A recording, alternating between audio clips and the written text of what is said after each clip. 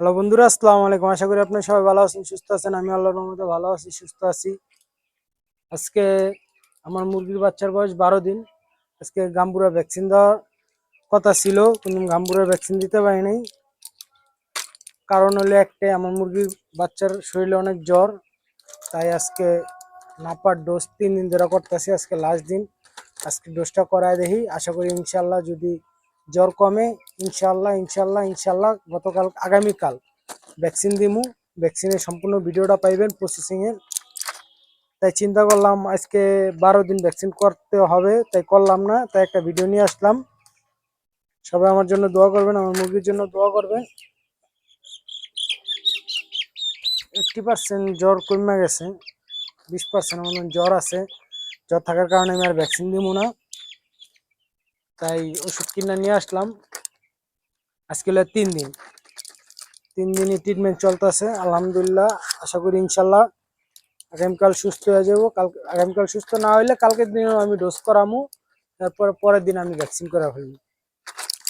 মুরগি জ্বরের কারণে কয়দিন ধরে মুরগি এই টাইমে আরো বড় হওয়ার কথা ছিল, মুরগি ভাবে গ্রোথ হইতেছে না, বৃদ্ধিও পাইতেছে না। এখন মনে করেন 300 গ্রামের মতন হয়েছে।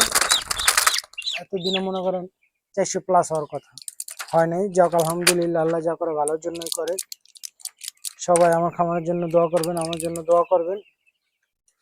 খালি নাপার ওষুধ ছাড়া আর নাপা সিরাপ ছাড়া আমি এখন আর কোনো ওষুধ খাওয়াইতেছি না। মুরগির ঠান্ডা নাই, মুরগির ভিতরে কোনো জ্বর, প্রচুর জ্বর। যাক আলহামদুলিল্লাহ, আল্লাহ যা করে ভালোই করে। আর জায়গা তো মোটামুটি বৃদ্ধি করে দিছি। মুরগি খায়, মুরগি এমনি মোটামুটি মুরগি খাওয়া দাওয়া, তারপরে দৌড়াদৌড়ি, পানি খাওয়া, ওষুধ খাওয়া সবই আলহামদুলিল্লাহ ভালো করে। খাওয়া দাওয়া ঠিক আছে, কিন্তু মুরগির শরীরে তো জ্বর কমে না। জ্বর না কমলে তো ভ্যাকসিন দিলে কোনো লাভ হইব না। তো সবাই দোয়া করবেন। আর যারা এই অবশ্যই খামার করবেন চিন্তা ভাবনা, তারা শুরু করে ফেলেন। আর আমি আর একটা ভিডিও নিয়ে আসছি আমার দেশি মুরগির বাচ্চার জন্য আর দেশি মুরগির জন্য। আমার এই খামারের অবশিষ্ট যে গুঁড়া খাবারগুলা থাকে, এই খাবারগুলো আমি দেশি মুরগিরা খাওয়াই। ব্রয়লার খামার ছাড়া আপনি যদি অন্য কোনো ব্রয়লার খামার পালন, মানে ব্রয়লার মুরগি পালন করার পাশাপাশি যদি অন্য কোনো মুরগি পালেন, আশা করি ইনশাল্লাহ আপনার কোনো খাবার লাগবে না।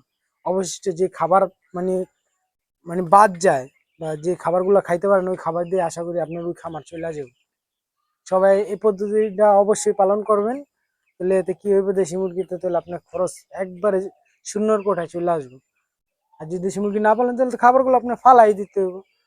এরকম একটা আমি ভিডিও করছি অলরেডি, ভিডিওটা সারি নাই, সারমু, আপনারা সবাই দেখবেন। এতে কি হয়, আপনাদের দেশি মুরগি পাললে মুরগির বাচ্চা দ্রুত গ্রোথ হইব। প্লাস ওটা আবার বেশি খাওয়ান যাবো না, ডিম পাড়া মুরগির আবার অতিরিক্ত খাওয়াইবেন না, কারণ দিনে একবেলা খাওয়াইবেন। আর কিভাবে খাওয়াই, এটা প্রসেসিংটা সম্পূর্ণ ভিডিওটা দেখলে আপনারা বুঝতে পারবেন কিভাবে খাওয়াইলে দেশি মুরগিও সুস্থ থাকবে। আর ব্রয়লার মুরগির যেই খাবারগুলা, এই খাবারের ভিতরে ম্যাক্সিমাম প্রোটিন, ভিটামিন, ক্যালসিয়াম মোটামুটি আলহামদুলিল্লাহ সবই থাকে। আর ওটা অতিরিক্ত খাওয়ানো যাবে না, তাহলে ফ্যাট হয়ে যাবে ডিম পাড়া মুরগির জন্য। আর ছোট মুরগির জন্য খুব গুরুত্বপূর্ণ একটা খাবার, ভালো খাবার। দ্রুত গ্রোথ আসবো, গ্রোথ আসার পরে আপনি মনে করেন ডিম পাড়ার যেই খাবারগুলো, এই খাবার খাওয়াইলে আশা করি ইনশাল্লাহ দ্রুত ডিম পাইবেন। এই পদ্ধতিটা আপনি ব্যবহার করতে পারেন। আজকে ভিডিও এই পর্যন্তই। সবাই ভালো থাকবেন, সুস্থ থাকবেন। আসসালামু আলাইকুম।